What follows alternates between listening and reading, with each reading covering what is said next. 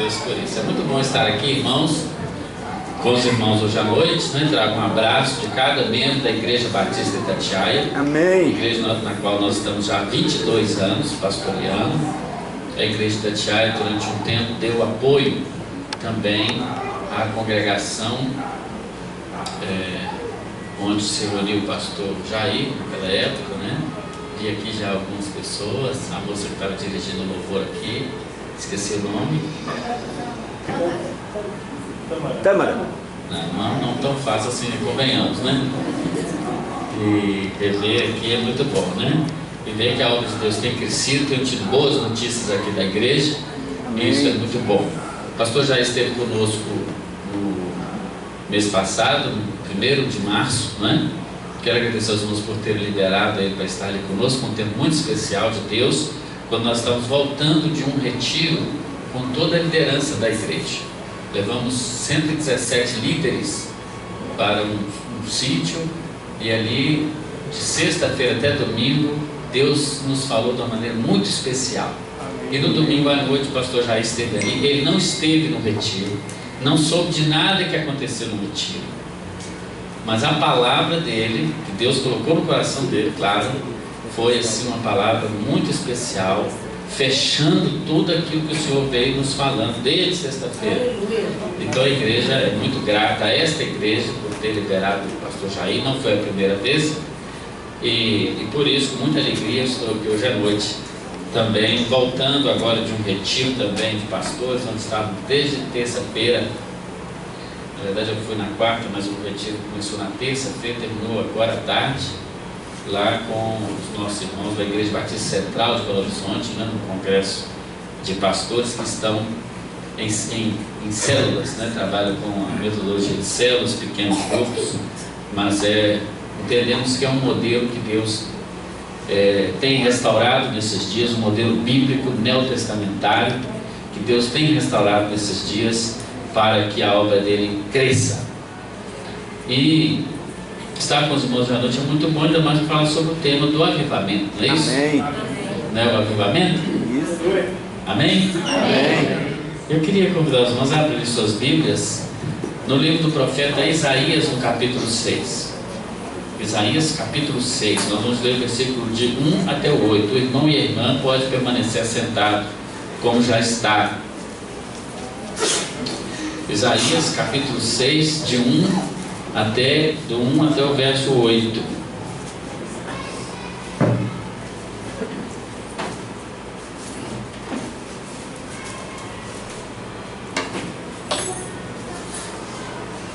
Isaías 6, 8.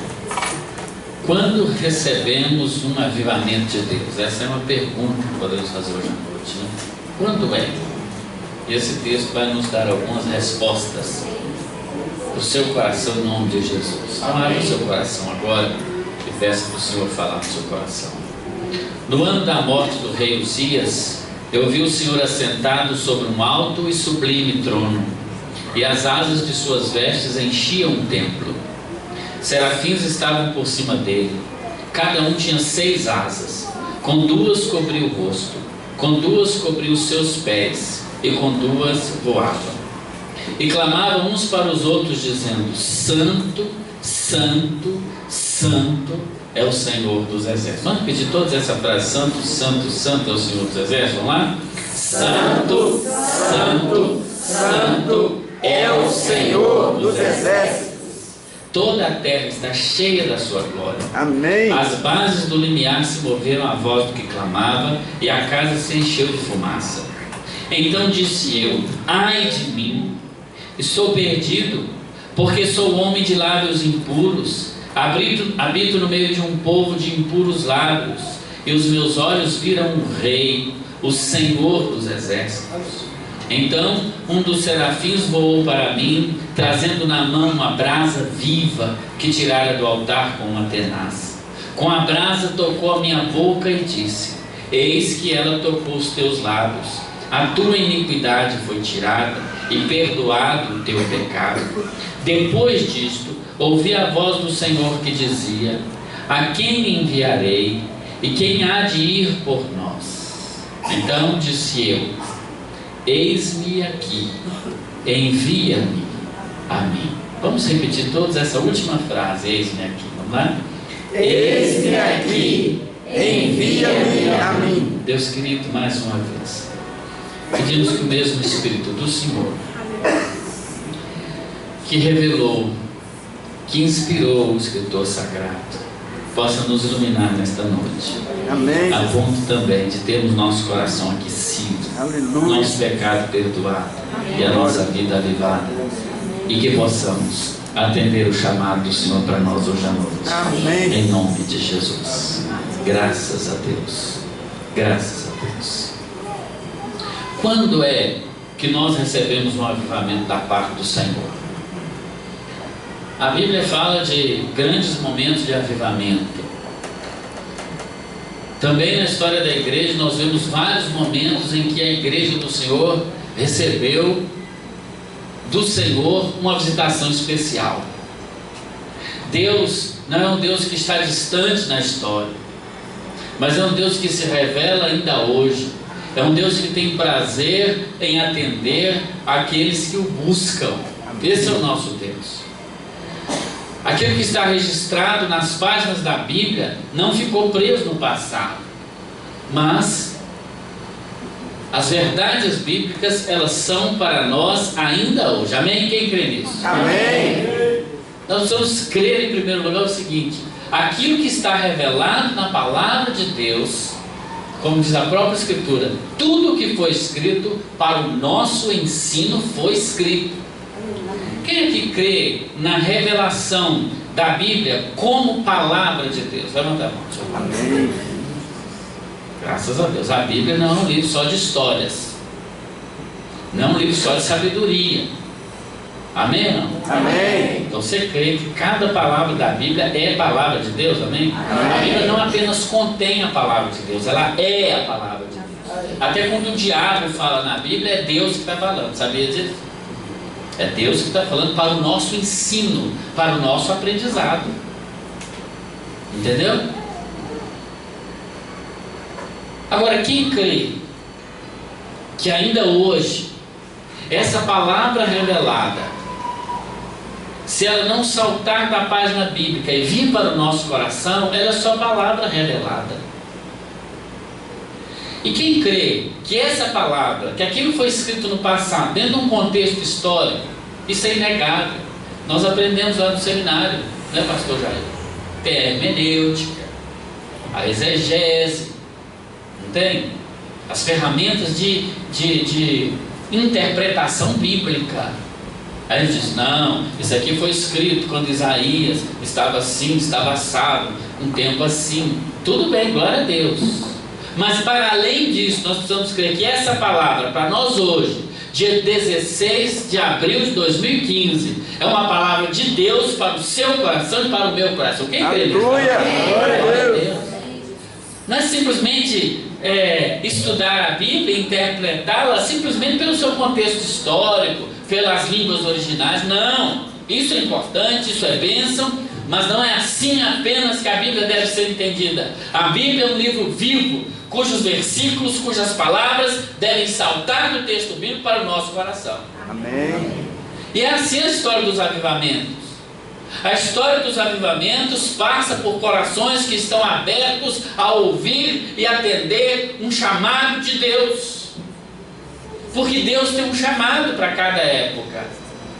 Deus tem um chamado para cada geração. Eu ouvi essa frase hoje de manhã lá no congresso. Para cada geração, Deus tem um chamado. Para cada geração, cada geração, cada geração. Estava compartilhando com alguém essa semana o texto de Atos, se não me engano 16, 33, quando diz assim: Davi, na sua geração, cumpriu os propósitos de Deus e morreu, foi sepultado com os seus antepassados e seu corpo apodreceu na sepultura. Eu fiquei pensando, mas como um versículo, uma primeira parte tão linda, uma segunda parte tão feia? Davi cumpriu o plano de Deus na sua geração. Olha que bênção. Essa talvez fosse o epitáfio, né? Epitáfio que chama? Aquela frase que escreve depois que a pessoa morreu.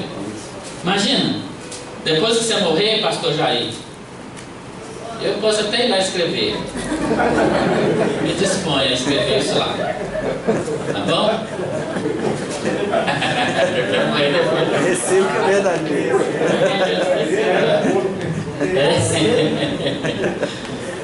Escreve assim: Jair, na sua geração, cumpriu os planos de Deus. Aí? Amém, glória a Deus. Amém, que coisa bonita. Todo mundo ia querer isso, não?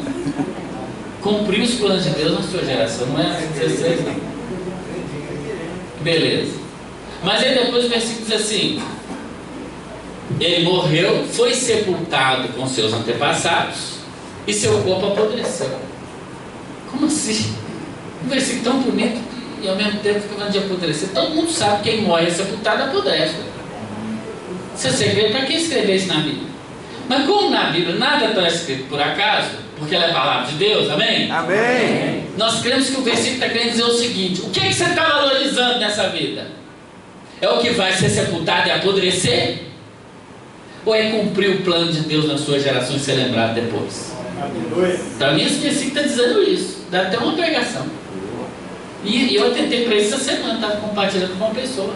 Falei, mas por quê? Por isso. O que você tem valorizado na sua vida, queridão? Queridona? É o que vai apodrecer e morrer? É o que vai feder? Ou é cumprir o plano de Deus nessa sua geração? Para você ser lembrado. Davi já morreu pelo menos, talvez uns 3 a 4 mil anos.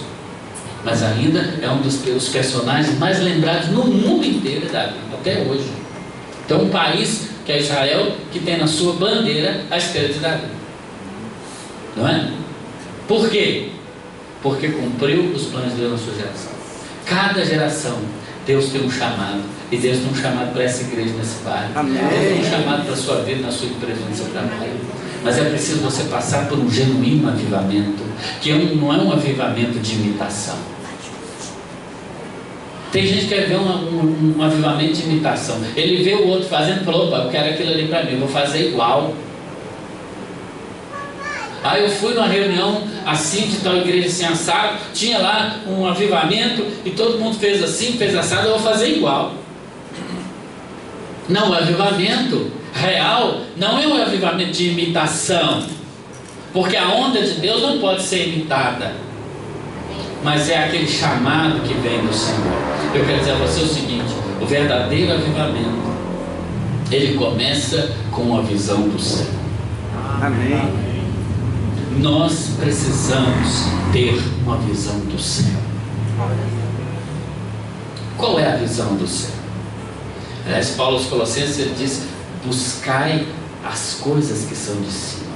Vocês que já morreram com Cristo, então buscai as coisas que são de cima, onde Cristo está sentado à direita de Deus. Nós precisamos ter uma visão do céu, e a nossa visão está muito na terra, está muito na coisa que perece.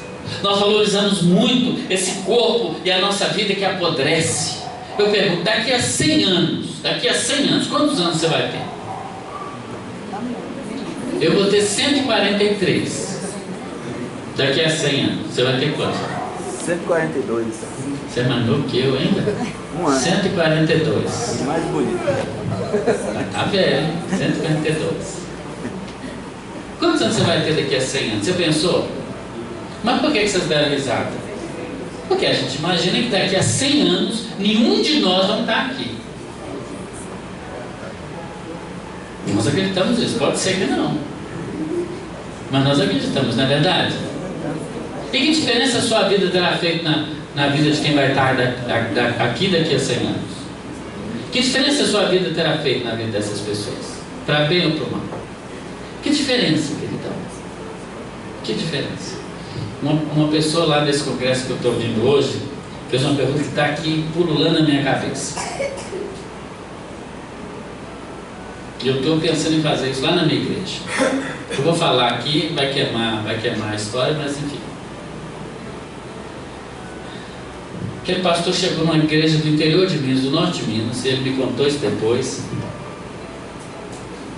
E a igreja não estava aberta para receber pessoas novas, para o ministério de célula, para nada. Eu não comecei a pregar não, tá? Daqui a pouco eu começo.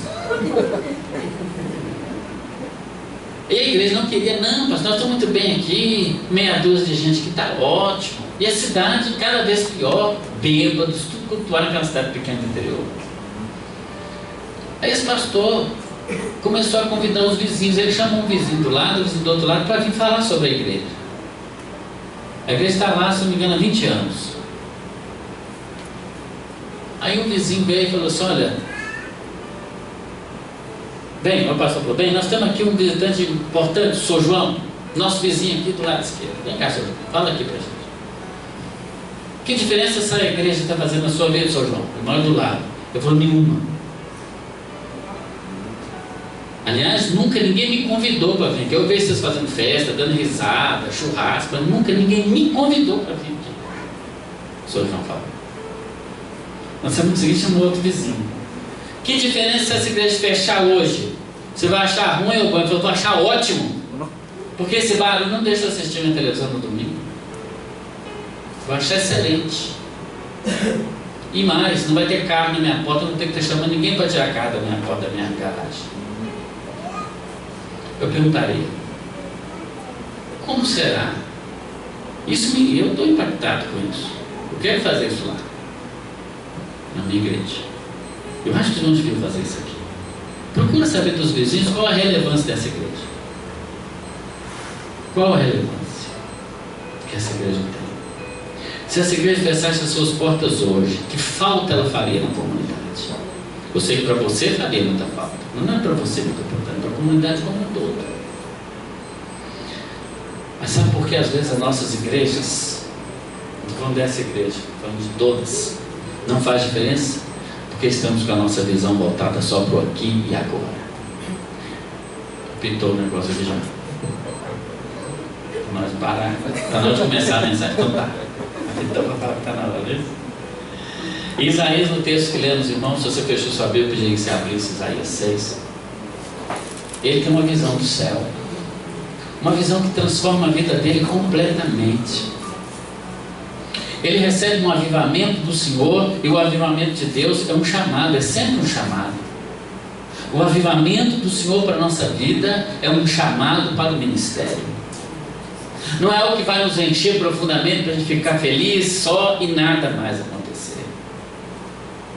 O avivamento do Senhor para a nossa vida é sempre um chamado. E esse avivamento, o chamado de Deus, ele vem muitas vezes no tempo de crise. Se nós olharmos para os avivamentos ao longo da história, vamos ver que era um período de crise espiritual, um período de degradação moral. Sempre. Nós terminamos agora na igreja, sexta-feira, um período de 40 dias de oração. Esses líderes que vieram daquele retiro, você estava lá no dia, viu quando eu lancei, entreguei o livro para cada um. A igreja deu um livro para cada líder de célula. 40 dias de avivamento. Daquele dia, 1º de março, até sexta-feira, a última agora, completou os 40 dias. E era a história, muitas daquelas histórias são livros escritos pelo pastor Pascoal Piragini, da Primeira Igreja Batista de Curitiba, extraordinário, um livro extraordinário, com a história dos avivamentos ao longo da história. Tem todos eles lá. Interessante. E como nos edificam aquelas experiências. Mas uma coisa é comum em todos eles. Uma coisa é comum. Eles viviam um momento de crise espiritual, igrejas vazias, igrejas frias, igrejas no pecado, igrejas sem buscar a presença de Deus, igrejas que não se importavam de viver uma vida centrada nesse mundo, igrejas que viviam como se fossem negócios. E aí então Deus deixa passar por uma crise para que o avivamento venha. Nós temos vivido nesse tempo que nós estamos hoje, crises terríveis. Nosso país passa por uma grande crise financeira, que é uma crise resultante de uma crise ética, de uma crise espiritual. Sabe, irmãos? Quando nós ligamos o jornal, nós vemos essa crise, uma crise da política brasileira, mas que é uma crise espiritual. Eu pergunto, será que a igreja está orando pelos seus governantes? Tem muito crente fazendo política, mas será que estão orando pelos governantes? E Deus chama a igreja brasileira nesse tempo para um tempo de olhar para o céu, para um tempo de, na crise, poder ouvir a voz do Senhor. É o que acontece com Isaías. O versículo 1 começa como o escritor sagrado, ele começa situando que quando essas coisas aconteceram, ele diz no versículo 1, no ano em que o rei Uzias morreu. É interessante como nós marcamos o tempo, né? Como nós marcamos o tempo. Se eu perguntasse assim a você, você se lembra onde você estava quando Ayrton Senna morreu? Quem lembra? Eu lembro. 1º de maio de 1994. Era domingo. Foi um domingo. Estava na escola dominical. Quem se lembra? Eu estava também na igreja, mas quando cheguei em casa, liguei a televisão, não falava de outra coisa. Claro que nós estamos em 1994, então já somos velhos de certa maneira, quem estava lá, né? 1994. Quem lembra? Onde estava? Onde estava? Onde estava? A irmã de Amarela estava onde? Que lugar? Não vale. Aquela vez sua mãe e sua irmã não? A irmã de azul estava onde, irmã? Sua casa, você já está na igreja, não era domingo de manhã. Quem se lembra onde estava em 11 de setembro de 2001, quando as torres gêmeas caíram? Onde você estava, irmão de branco? Estava no trabalho. Trabalho. Isso. Ele está pitando de novo aqui já. De 5 em 5 minutos? Agora você está afinal. Tá bom, já está. Não é? Quem se lembra quando começou a Guerra do Golfo, janeiro de 1990, quando aqueles mísseis passaram de noite no Iraque?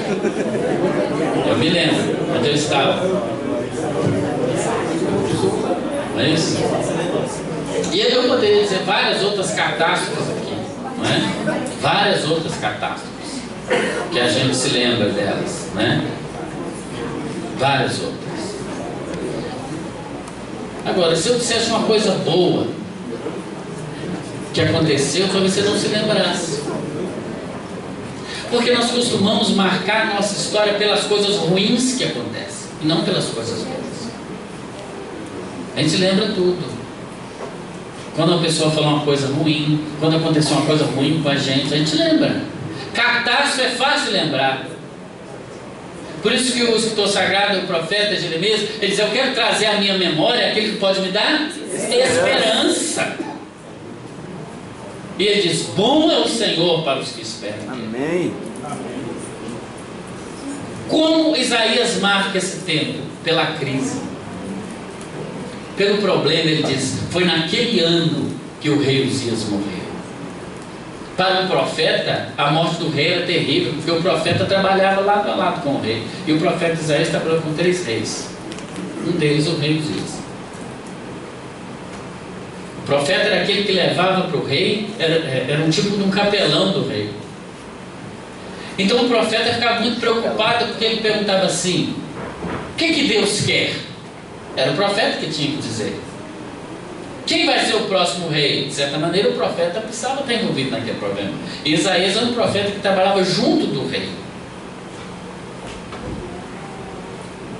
Ele diz: no ano em que o rei Uzias morreu, a nação estava sem governo. A nação estava talvez como o Brasil hoje, sem governo. E o que eu estou falando não é um discurso político, não, irmãos. Eu não uso púlpito para discurso político. Mas a nossa nação nesse momento está sem governo,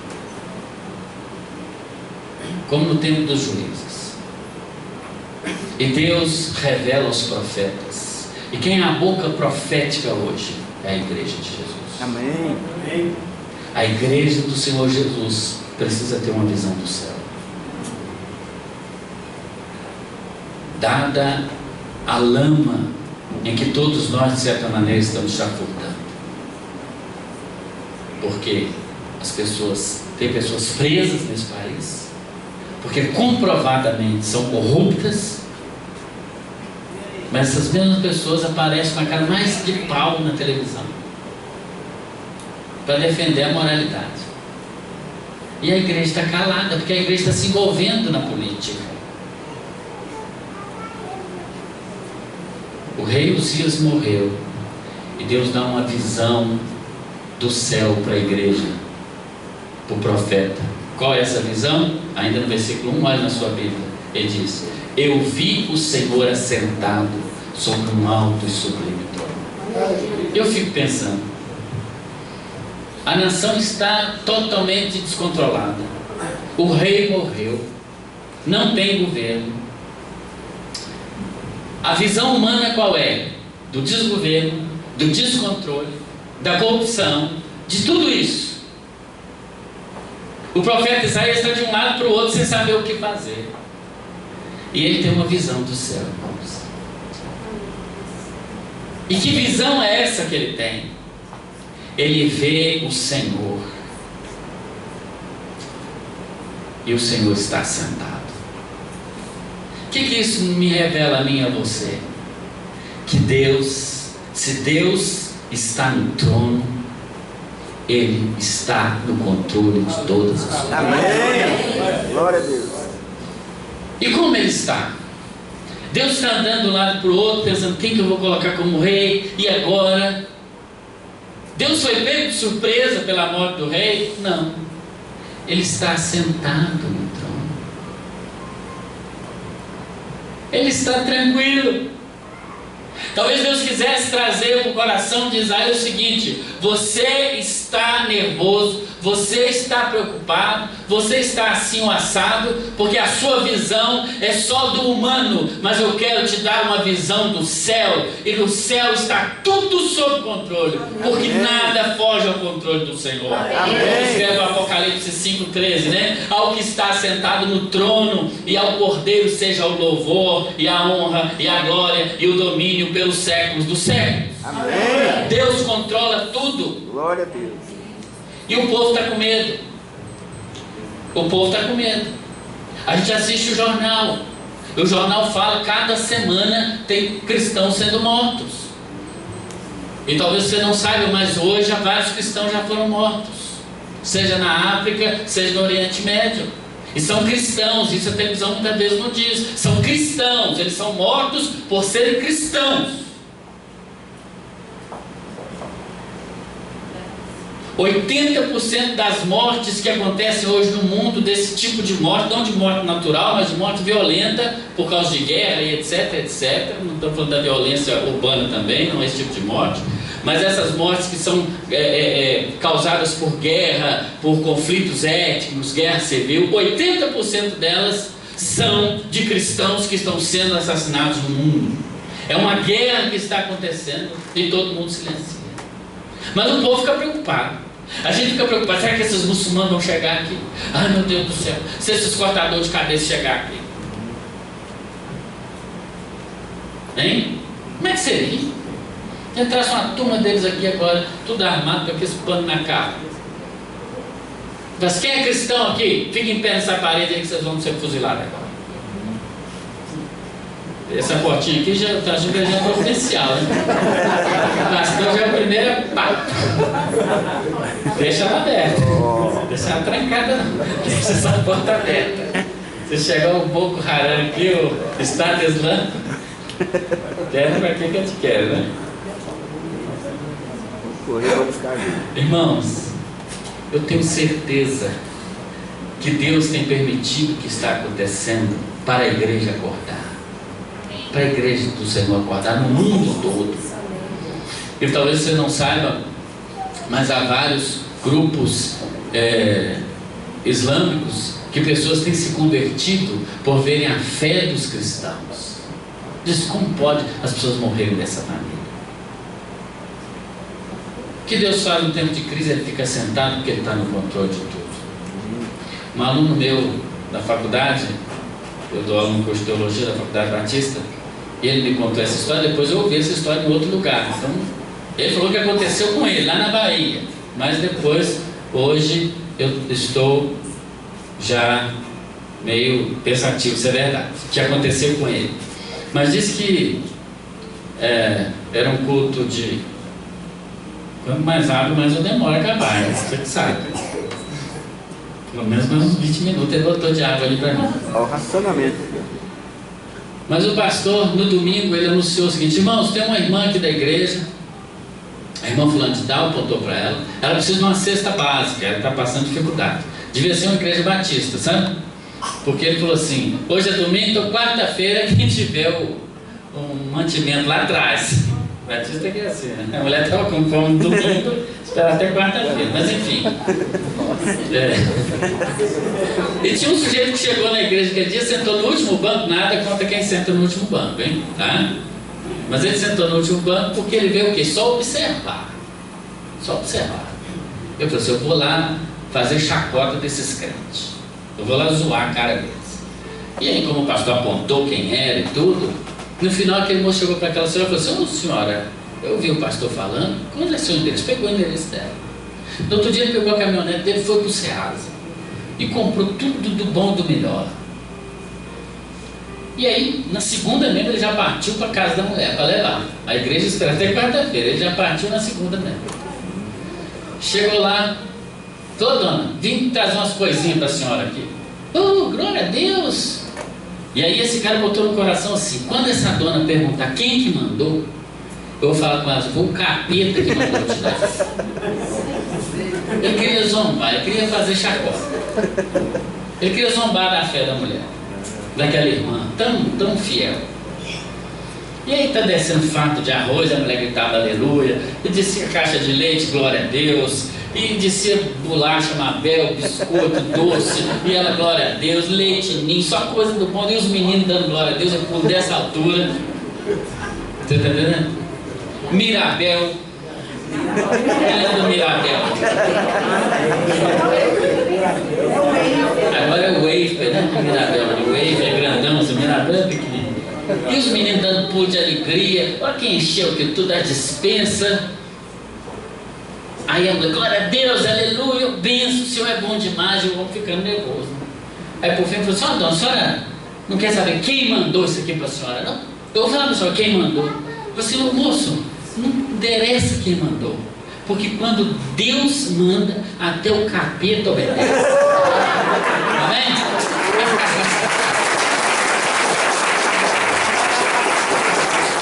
Deus está no controle. Amém. Ele está sentado no trono.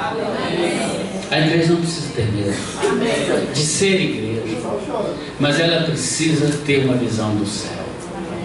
Eu me lembro dos discípulos, quando eles atravessavam o mar da Galileia. Era depois de um dia de muito trabalho. Quando eles já queriam ir para casa, o Senhor falou assim: vamos para o outro lado. Imagina um olhando para o outro, olhando para o outro, falando assim: rapaz, o Senhor não cansa não? O dia inteiro curando cego, aleijado, não sei o quê. Nós estamos querendo ir embora, dormir, assistir uma televisãozinha para a gente. Amanhã a gente acorda cedo, Senhor. Eu falei: não, vamos para o outro lado. O mar da Galileia é escuro, já era de tarde. Mas eles obedeceram. Irmãos, nós ganhamos muito por obedecer, sabe? Deus colocou nessa igreja um líder, o pastor Jair. Amém. Tem muita coisa que ele fala, ele é meio piruto, você já percebeu? Eu já sei disso há muito tempo. Tem muita coisa que ele fala, irmão, que você às vezes fala assim: ah, esse homem é doido. O irmão outro dia falou assim: pastor, esse negócio de célula, eu estou indo por obediência. Eu falei: faz muito bem. Isso mesmo, obediência só é bem. Então obedece. Aí não me falou assim: uma doideira atravessar o mar da Galileia essa hora da noite para o outro lado. Mas eles obedeceram. E nós precisamos saber obedecer aqueles que estão sobre nós, exercem liderança sobre nós. Obedecer, obediência, ela gera fruto. Ainda que você não entenda, obedeça em nome de Jesus. Amém. Sabe do que eu estou falando? Como o Senhor está mandando dizer? Obedeça em nome de Jesus, sua liderança. E os discípulos obedeceram e foram. No meio do negócio, no meio do mar da Galileia, começa aquela tormenta terrível. O barquinho vai para lá e vem para cá, e balança para lá e balança para cá. E era tão grave porque a maioria dos que estavam ali eram pescadores. Eles conheciam aquele mar com a palma da mão deles. Para eles ficarem com medo, tinha que ser algo muito sério. E era tão sério que eles vão: cadê Jesus? Mas para afundar esse negócio, cadê Jesus? Não temos salva-vidas, cadê Jesus? Você sabe onde Jesus estava? Ele estava lá no convés, dormindo. O pau quebrando, a tempestade quase fazendo o barco virar, e ele dormiu. Os discípulos acordaram ele: Senhor, Senhor, não se te dá que morramos. Nós vamos morrer e o Senhor está dormindo, como assim? Mas Jesus limpando o olho, olhando pela janelinha do barco, fala assim: ó mar, acalma, vento, cessa. Na mesma hora de saber, o vento parou, o mar acalmou, só viu aquelas turminhas. Aleluia. Os discípulos olharam para o outro e falaram assim: quem é este que até o vento e o mar lhe obedecem? Aleluia. Amém. Aí Jesus olha para eles assim: ô cambada de homem sem fé que vocês são. Eu dormindo aqui, eu estava sonhando aqui, terceiro sono aqui, e vocês me acordando por causa disso? Você não tem juízo, não? Jesus passou um bico neles. Eu fico pensando, que fé é essa que Jesus queria que os discípulos tivessem, gente? Se eu tivesse lá, eu ia ter feito mais escândalo ainda.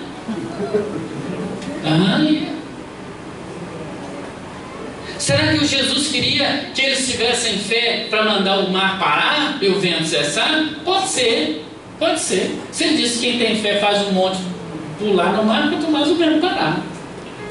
Mas eu creio que Jesus queria mais do que isso. Ele queria que eles confiassem no chamado que ele tinha para eles. Porque quando Jesus falou para eles assim: vamos para o outro lado, o chamado era a garantia de que eles chegariam do outro lado. Amém. Podia chegar até um pouco molhado, mas que ia chegar, ia chegar. Jesus não falou assim: vamos morrer afogado hoje, o que você acha? Não, o convite não foi esse. O convite foi: vamos para o outro lado. E se Jesus chama para chegar no outro lado, ainda que tenha tempestades na caminhada, ainda que venha o vento soprando contra, mas você vai chegar do outro lado. Aleluia. E essa igreja está com o barco em que Jesus estava. Ele está presente. Podem vir tribulações, podem vir tempestades, pode vir o vento contrário, pode vir tudo, mas o convite de Jesus é: vamos para o outro lado. Aleluia. O que Jesus queria que aqueles discípulos fizessem, irmãos? Que fé que Jesus queria deles? A fé daqueles que confiam. Jesus queria que eles fossem lá, a hora que chegasse, visse Jesus dormindo, falou: rapaz, ele está dormindo, vamos acordar. E o que tivesse mais fé falou assim: o que, você está doido? Você vai acordar o homem? Vamos pegar nosso travesseiro e vamos dormir junto. Porque se ele está dormindo, vamos dormir. Essa era a fé que Jesus queria. Isaías vê o Senhor, e o Senhor está sentado no trono. O Senhor está dizendo: você pode estar nervoso, bravo, do jeito que você quiser, mas eu tenho tudo sob meu controle. Amém. Eu preciso apenas que você veja e tenha a visão do céu. Muitas igrejas saem atrás de programas, de coisas, de eventos, não sei o que, não sei o que, não sei o que.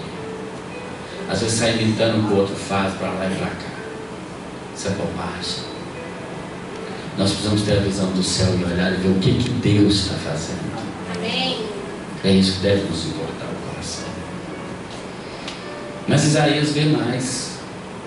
Ele vê também os anjos. O que os anjos fazem no tempo de crise? A Bíblia diz que os anjos louvam, verso 3. Ele diz que eles louvam e cantam: Santo, Santo, Santo é o Senhor dos exércitos. É o Senhor da guerra. Quando diz Senhor dos exércitos, está dizendo o Senhor da guerra. Ele está dizendo: essa guerra é minha. Aleluia. E a guerra de Deus, ela não é ganha com armas naturais, não. O apóstolo Paulo escreve, ele diz: as armas da nossa milícia não são carnais, mas são poderosas em Deus. Aleluia. São poderosas em Deus. Os anjos estão louvando na crise, assim como Davi louvava na crise, como Abacuque louva em Abacuque 3,17. Ainda que a figueira não floresça, ainda que o fruto da oliveira minta, ainda que não haja vaca malhada no pasto, ainda assim, ele diz, eu exultarei no Senhor e glorificarei o Deus da minha salvação. Ainda que, Davi diz, ainda que eu ande pelo vale da sombra da morte, eu não temerei mal nenhum, porque eu sei que o Senhor está comigo. Você está sob controle. Mas um avivamento, irmãos, eu já estou encerrando, ele faz a gente ver não apenas o céu, mas primeiro ele faz a gente ver o céu. E ver que no céu está tudo sob controle. Se chegar o Estado Islâmico aqui para cortar a cabeça, nós precisamos olhar para o céu. Há mais ou menos um mês atrás, irmãos, viram aqueles cristãos que foram levados lá para a beirada da praia. Tiveram suas cabeças cortadas. Eu não tive coragem de ver o vídeo até o fim. Tinha um vídeo na internet que mostrava. Mas antes que eles tivessem suas cabeças cortadas, eles estavam orando. Quem viu sabe disso. Orando. Orando. Fico pensando, eles poderiam dizer assim, Allah é Deus, eu renego Cristo. Tudo bem, eles levantaram e ir embora para casa, para encontrar com seus filhos, sua esposa. Mas eles estavam orando ao Senhor. Orando ao Senhor. Porque eles estavam vendo o céu. Eles não estavam vendo a situação. Eles estavam vendo o céu. Como a sua vida tem sido guiada, meu querido, minha querida? É pelo que está acontecendo no céu ou pelo que está acontecendo na terra? Vocês que já ressuscitassem com Cristo, Paulo, Colossenses capítulo 3, buscar as coisas que são de cima, onde Cristo está sentado à direita de Deus, e Deus também está sentado. É lá que deve estar o nosso olhar, no céu. Mas a visão de Deus e o chamado de Deus e o avivamento do Senhor na nossa vida, Ele faz olhar para diante. Porque quando nós vemos o céu, nós olhamos para a gente. E a Bíblia diz, no versículo 5, já estou encerrando, o profeta diz assim, ai de mim, diz, então disse eu, ai de mim, eu estou perdido, porque eu sou um homem de lábios impuros e habito no meio de um povo de impuros lábios, e os meus olhos viram o Rei, o Senhor dos Exércitos. É interessante que se você olhar no livro de Isaías, você vai ver vários momentos ele dizendo ais para as pessoas. No capítulo 5, 18 até o 23, ele falava do pecado de todo mundo. Ai dos que bebem vinho, ai dos que fazem isso, ai dos que fazem aquilo, ai dos que estão pecando assim, assado. Capítulo 5, versículo 18 até o 23, você está vendo aí? Vários ais para os outros, ele só apontava para os outros. Ai de você assim, ai de você que faz isso, ai de você que faz aquilo, ai de você que faz aquilo. Mas agora, quando ele tem uma visão do céu, ele diz, ai de quem? De mim. A visão de Deus nos faz ver os pecados, e não só ver, mas confessar, porque ele diz assim, eu sou um homem de lábios impuros. Não sabendo o que ele é. Se ele fala palavrão, não sei o que ele fala. Se ele é pornográfico, não sei o que ele fala. Mas ele diz, eu sou um homem de lábios impuros. Veja que confessa o seu pecado no varejo, não é no atacado. Tem gente que peca a semana toda, no domingo vem na igreja, Senhor, perdoa todos os meus pecados. Não, quais são eles? Como é que eles chamam? Eles têm nome, pecado tem nome. O dele ele confessa e diz, eu sou um homem de lábios impuros e habito no meio de um povo de impuros lábios. O avivamento começa pelo reconhecimento do nosso pecado, porque muitas crises que nós vivemos não são causadas por Deus, não. São causadas pelos nossos pecados, pelas nossas escolhas. E nós vivemos na crise. Quantos vivem crise no casamento porque estão buscando a crise? Ah, pastor, estou na crise. Então, mas como você faz suas escolhas, minha irmã, meu irmão? Ah, pastor, estou devendo na crise financeira. Mas como é que você compra as coisas? Você vai no shopping e está comprando no cartão de crédito? Ah, pastor, não posso entregar o dízimo porque eu estou na crise financeira. Por que você está na crise financeira? Porque você está querendo ir além do que a sua perna dá conta. Você está confiando no seu Deus, chama cartão de crédito. Você compra, depois não consegue pagar. Não é isso? Muitas crises nós causamos. E nós devemos dizer, ai de mim. Ai de mim. Mas aí a Bíblia diz que o anjo voa para ele, versículo 6. Ah, meu irmão, quando nós confessamos, o Senhor vem voando em nosso auxílio. Amém. A Bíblia diz que o anjo voou para ele, pegou uma brasa num fogo com tenaz, não deve ser fácil não, e botou na língua dele, botou na boca dele, e disse: eis que és com essa brasa que tocou os teus lábios, a tua iniquidade foi tirada e o teu pecado foi perdoado. Amém. Está purificado. O Senhor realiza na nossa vida uma obra de purificação. Purificação, isso é avivamento. Avivamento é viver longe do pecado, isso que é avivamento. Não é dar puro, não é isso, não é aquilo nada. Pode até ser isso, mas antes tem reconhecimento do pecado, tem arrependimento e tem purificação da parte de Deus. E aí então ele termina verso 8. E o versículo 8 diz assim: depois disto, depois da purificação, depois da confissão do pecado, depois da visão de Deus, é que ele ouve a voz do Senhor. Até então ele não tinha ouvido a voz do Senhor, mas ele ouve a voz do Senhor e diz assim: a quem me enviarei? E quem há de ir por nós? E aí então ele se sente pronto para responder: eis-me aqui, envie. E alguns dizem que na verdade o ministério dele profético começa aqui. Antes o que ele fez, ele só fez cumprindo uma função. Ele só fez cumprindo um cargo, um título de profeta que ele tinha. Mas agora sim ele entendeu, porque ele viu o Senhor e ele ouviu a sua voz. Eu queria perguntar a você hoje à noite: como você tem vivido sua vida, meu querido? A visão que você tem é uma visão só da terra, das coisas terrenas? Eu queria que você se colocasse então onde você está agora. Nós vamos orar ao Senhor para encerrar essa palavra. Mas eu queria que você pensasse sobre isso. Como você tem direcionado sua vida? Só para as coisas terrenas? O Senhor está te chamando para você ter uma visão dele, uma visão do céu. Ele está dizendo a você hoje à noite: olha, eu estou no controle de tudo, eu não perco o controle de nada. Talvez você está achando que Deus está demorando a responder. Ele está dizendo: eu estou dormindo, vem dormir comigo. Descansa no Senhor, espera nele, diz a palavra. Você não tem que desesperar. Se for para preocupar, eu que preocupo. É preciso você olhar para os anjos e ver que eles estão louvando em todo o tempo de crise. Você é capaz de louvar em todo o tempo de crise. Mas é necessário também que o Espírito Santo mostre para você o seu pecado, querido. Talvez há um pecado arraigado na sua vida e o Senhor quer te purificar hoje à noite. Ele quer que você deixe de uma vez por todas.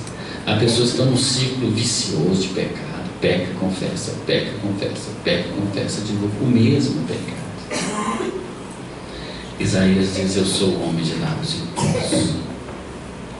Esse é o meu pecado. Qual é o seu pecado? Eu queria que você fechasse seus olhos agora. Você orasse ao Senhor. Pedisse ao Espírito Santo de Deus que passasse em revista no seu coração, para que você, em nome de Jesus, possa tomar uma decisão hoje à noite. Para que você possa sair daqui hoje à noite purificado. Para que você saia daqui hoje à noite com a sua mente, com o seu coração no céu, nas coisas que são de cima. É o que o Senhor quer para você hoje, em nome de Jesus. Para que você saia daqui hoje à noite atendendo ao chamado do Senhor. O Senhor tem um chamado para a sua vida. Olha, se aquele vizinho seu morreu hoje, ele vai para o céu. Hoje recebi a notícia de um vizinho meu que morreu há uma semana. Eu fui convidado hoje para ir na missa de 7º dia dele e eu não sabia que ele tinha morrido. Fiquei sabendo hoje, meu vizinho lá do prédio que eu moro, Mas uma coisa eu tenho certeza, eu falei de Jesus para ele, na oportunidade que eu tive, eu falei. Se aquele vizinho seu morrer hoje, ele vai para o céu ou para o inferno. E você que entendeu essa mensagem, eu não quero demorar muito, mas eu quero te dar a oportunidade. Abra sua boca agora. O Espírito Santo está trazendo no seu coração um pecado que precisa ser confessado, que Deus quer te usar de uma maneira poderosa, muito grande. Deus quer te usar como profeta do Senhor, assim como Isaías foi o profeta do Senhor. Ele quer te usar. Mas Ele está te chamando hoje para um tempo com Ele, dizendo que você precisa ter uma visão do céu. Tira a sua mente, tira o seu coração das coisas terrenas, daquilo que apodrece, daquilo que vai ficar na sepultura. E preocupe-se em cumprir os planos do Senhor na sua geração. Em nome de Jesus. Abra sua boca e diga: Senhor, perdoa o meu pecado, e o meu pecado é este. É este. É este. Em nome de Jesus.